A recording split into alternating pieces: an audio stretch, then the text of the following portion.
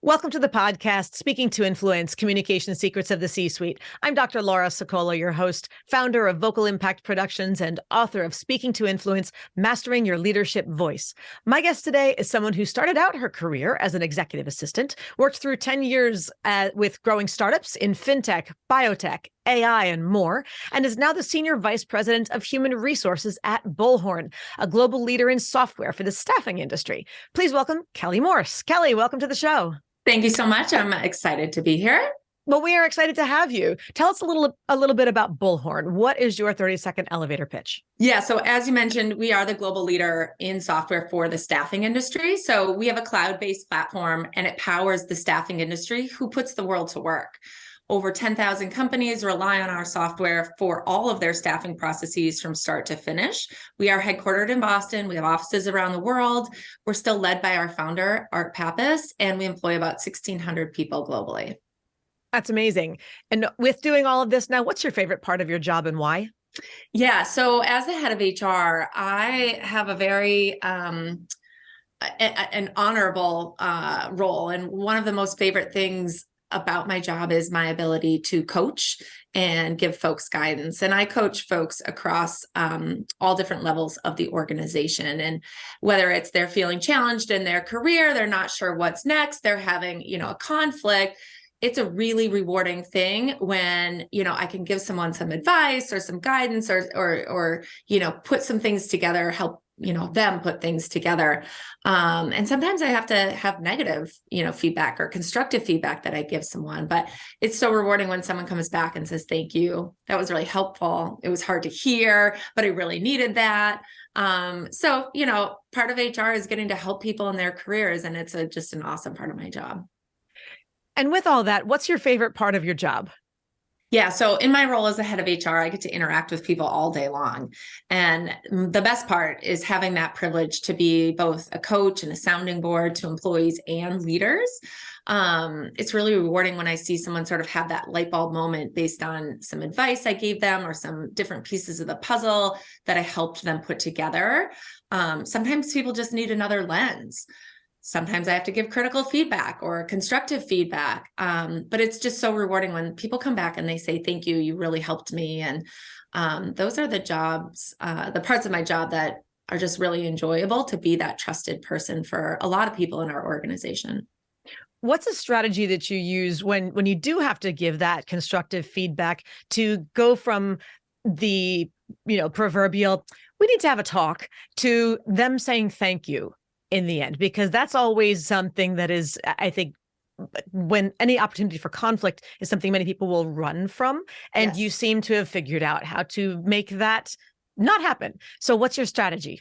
Look, feedback should always be given with the best of intentions and with kindness, but not over rotating on that kindness, right? You've heard about like the Oreo sandwich, where you have some really tough feedback to give someone and you put a positive, and then you put something negative, and then you put another positive behind it. When you're giving constructive feedback, you need to be direct and honest, but also kind and leading with the best of intentions. So, I often use strategies of, this is the way that I perceive this, or this is the way that I perceived you came across. So lead with kindness. And, feedback can be a really hard pill for some people to swallow. And so always have that in mind when you're giving it. Everyone takes it a little bit different.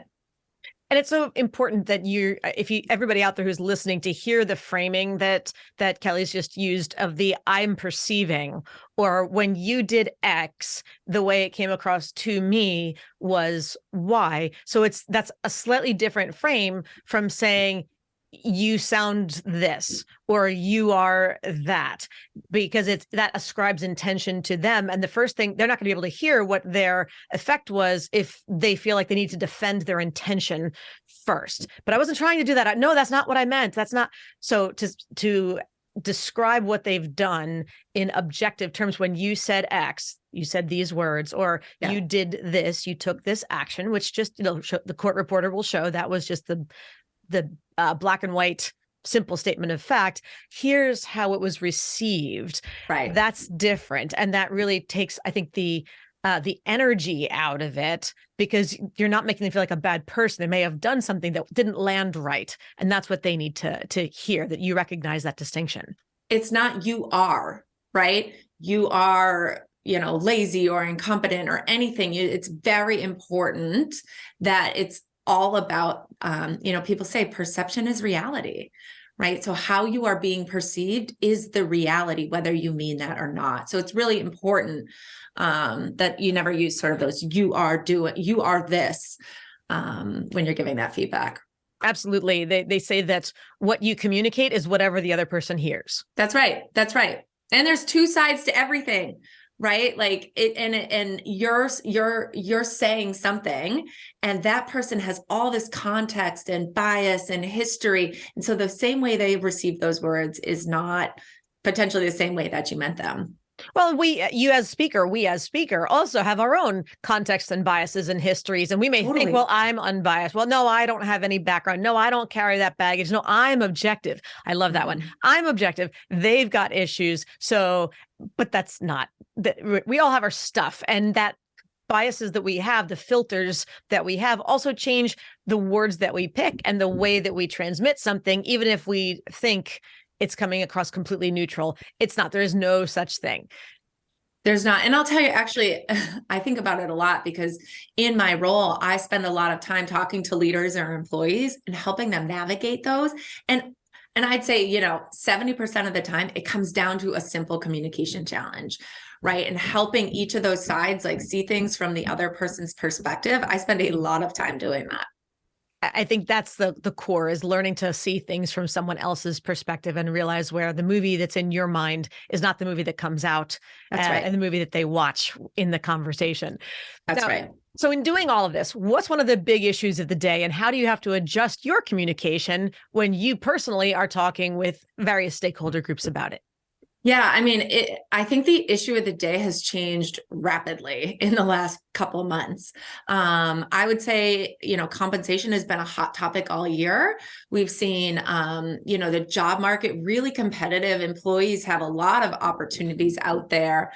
There's more jobs available than there are employees. So employees are constantly getting hit up with, offers and things like that.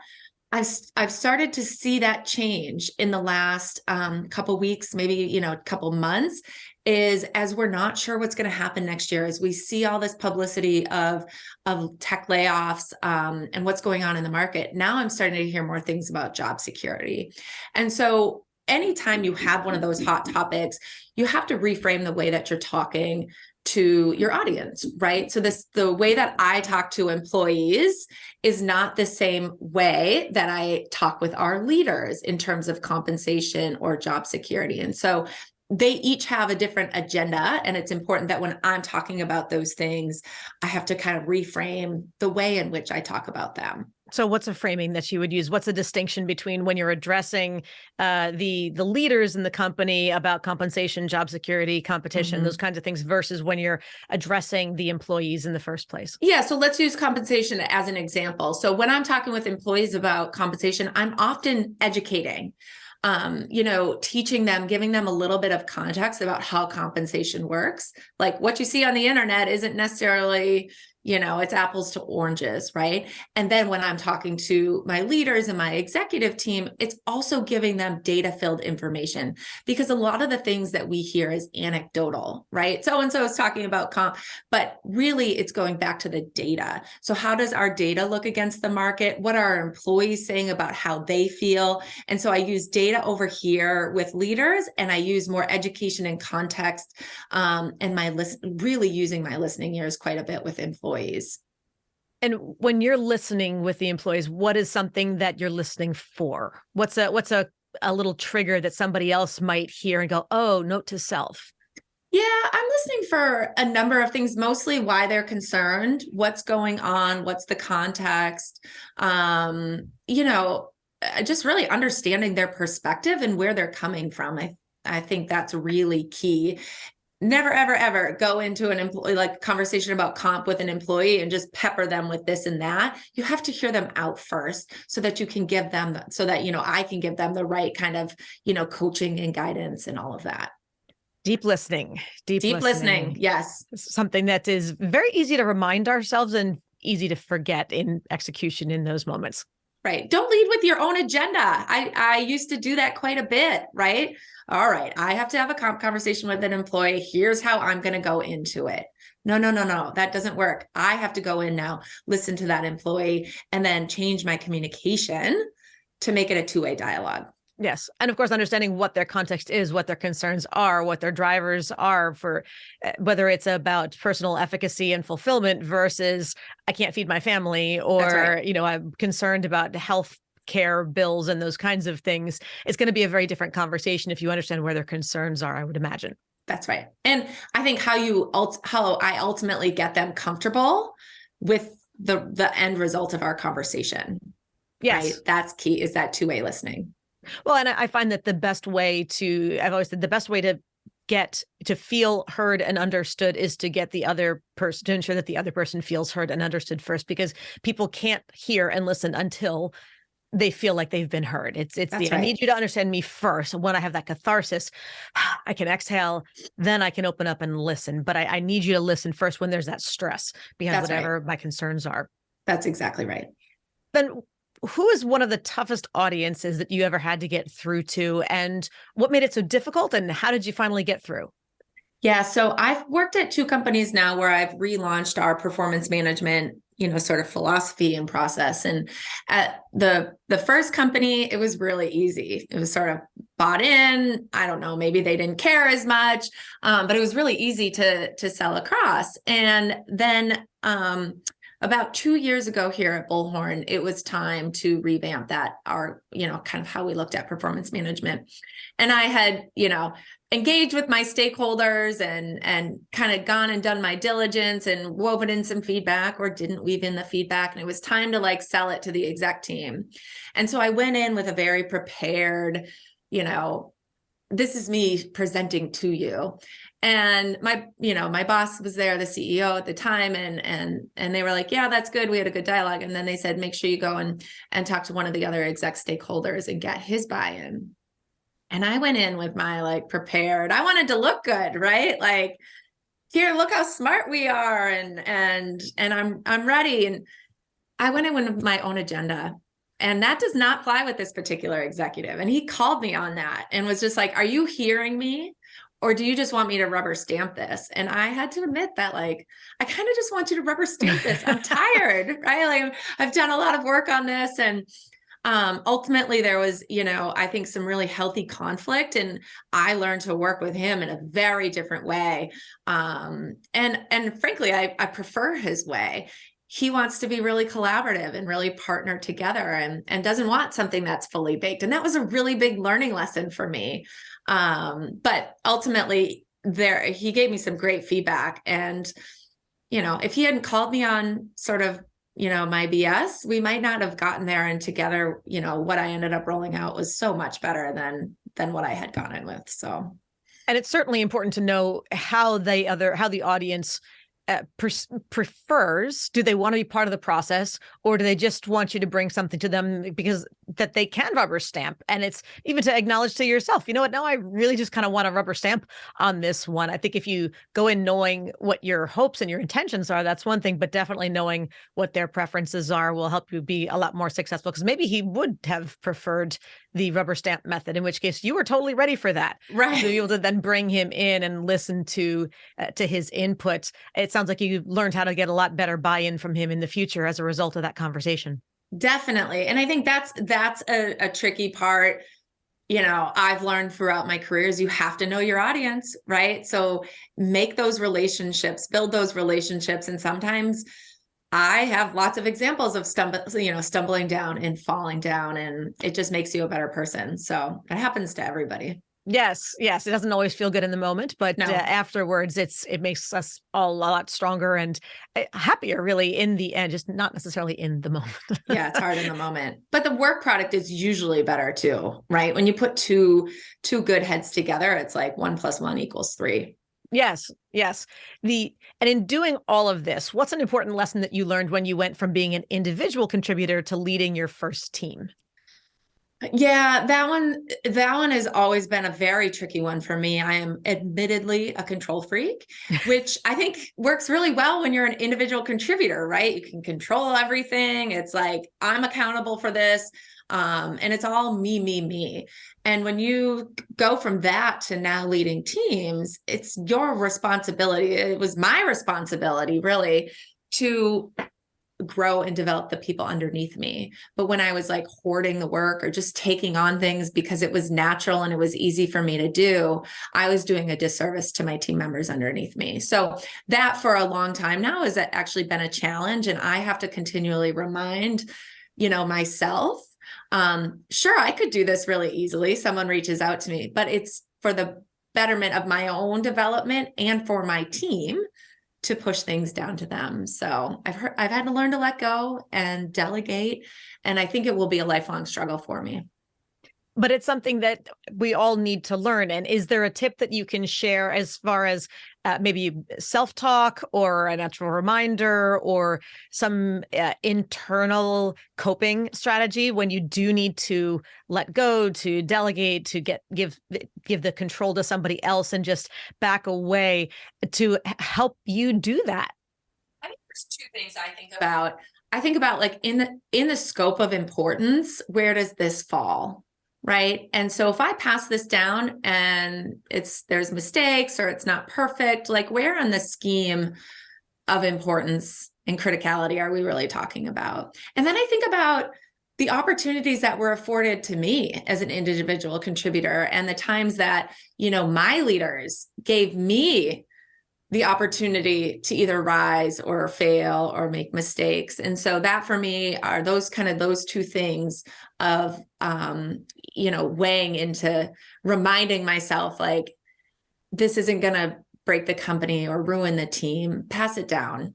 Right. Or, hey, so-and-so might step up. I should pass this along. Let them try their hand at it.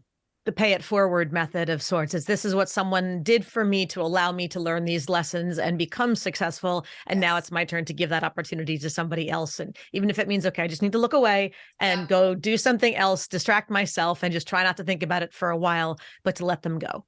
It also comes in trusting your team. My team and I have worked pretty closely together now for a while, and I've seen our relationships accelerate. And when the trust is there, I can pass it all. It's much easier to delegate and pass things along and say, I know you got this.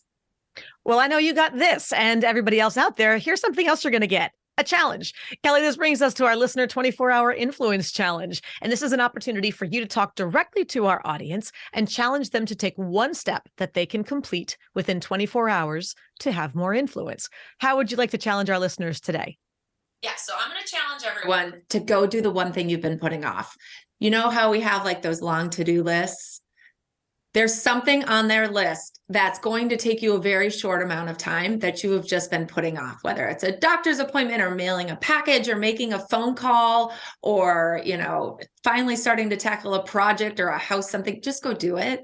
I am the worst with putting things off, and I get like paperwork that just piles up.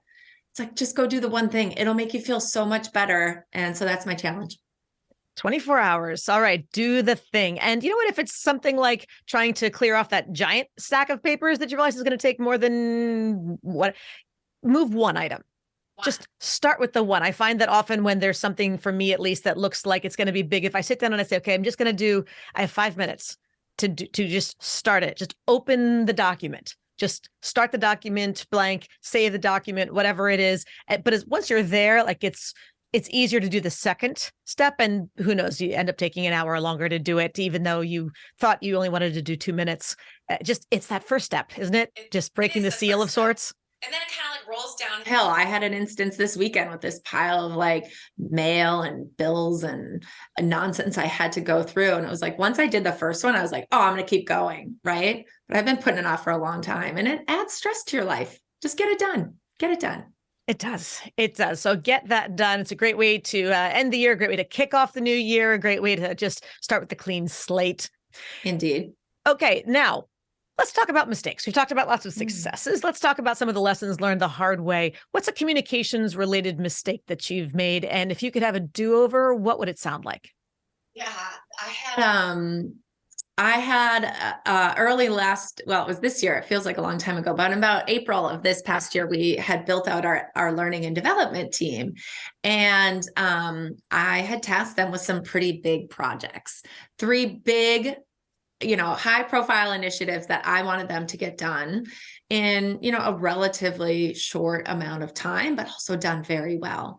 And so the head of that function asked me to come in and, kind of talk to the team. And I went in and I didn't have relationships with these people, and I can be very sarcastic and big energy, and I wasn't recognizing my audience and also my position.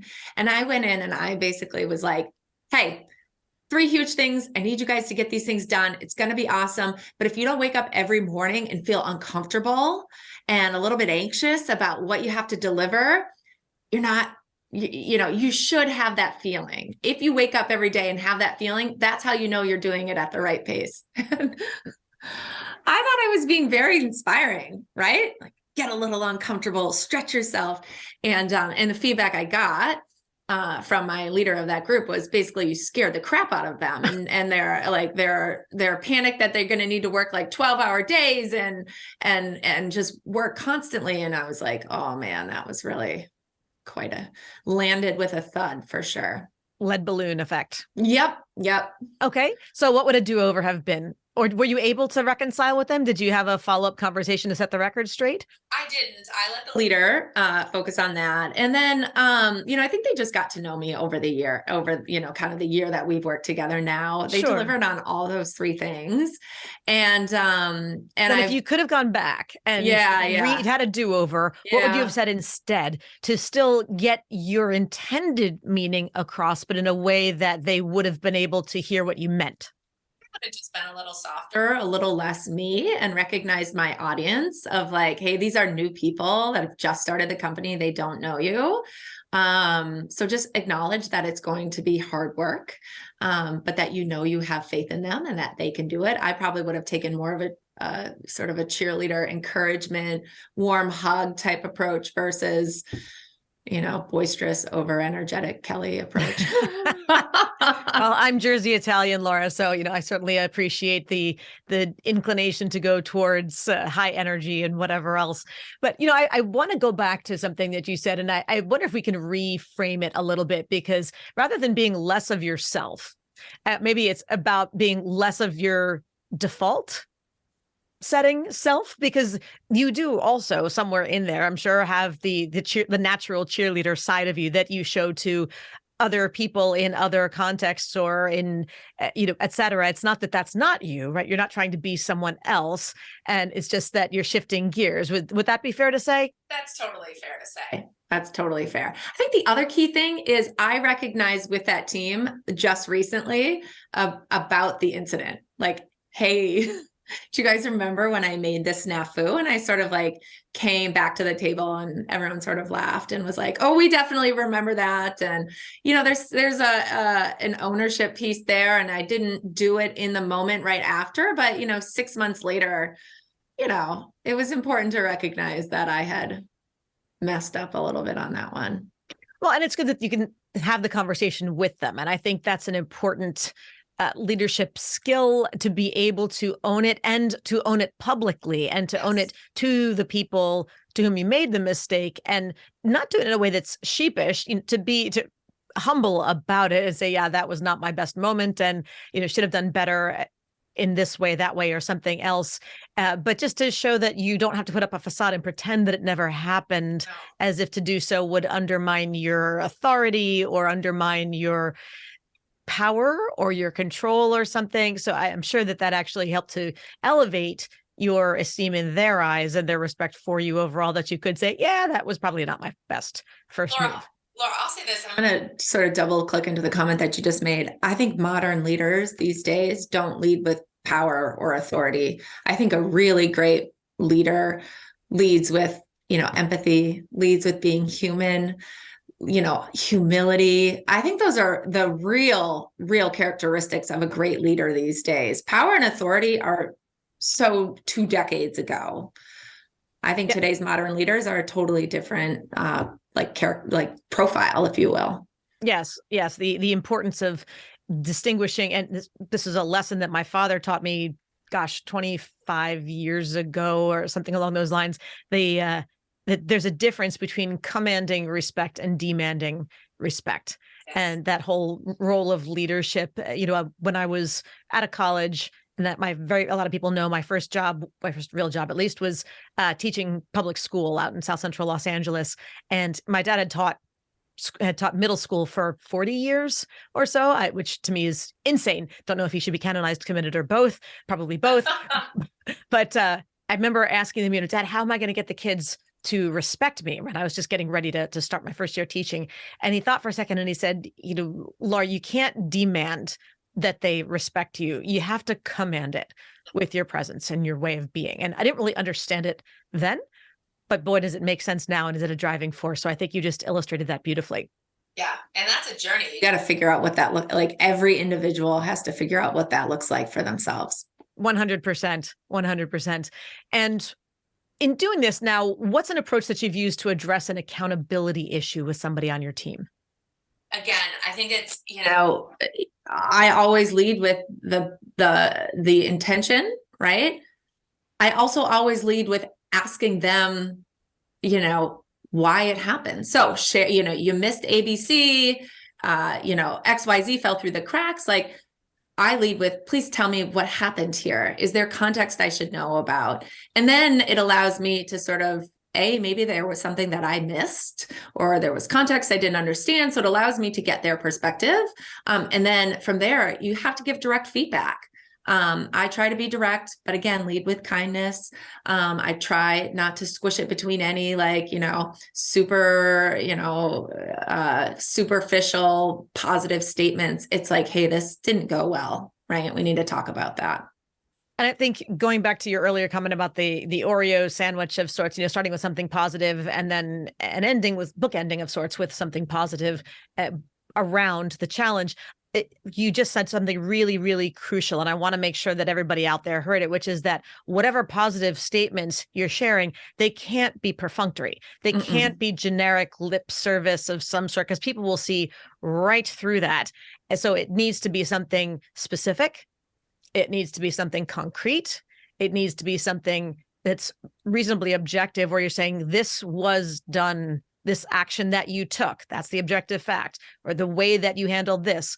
Then you can put your subjective evaluation on it, was done well, and well as determined by whatever standard of success measure. But it can't just be a something generic or superficial, or it won't count. And if I can tack one more thing onto that, when you're done with that first piece of praise or piece of positive, please do not transition with but. Yeah, I know. Oh, everyone knows it's coming. Yes. It's the worst. I'm going to actually double tack onto what you just said. It goes back to, remember back in the day when we used to present in a conference room, and you would get up and you would stand in front of the screen, and you would do your little spiel, and then you would go and you would sit down, and someone would pat you on the back and say, nice job, right? Imagine when someone says nice job, when they could say, hey, you did a great job with your energy up there. You weren't using any ums, which is, a big advancement for you. You had good energy, and you really told the story in a way that resonated with the audience. Those are two very different compliments, and one actually means something and the other one is just superficial. And so I think that's, a larger PSA for people is be generous and thoughtful when you do compliment someone. Yes. So generosity.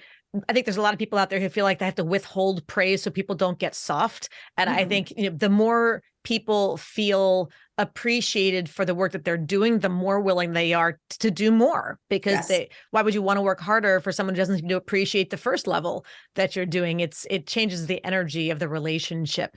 So being sure to connect on that level.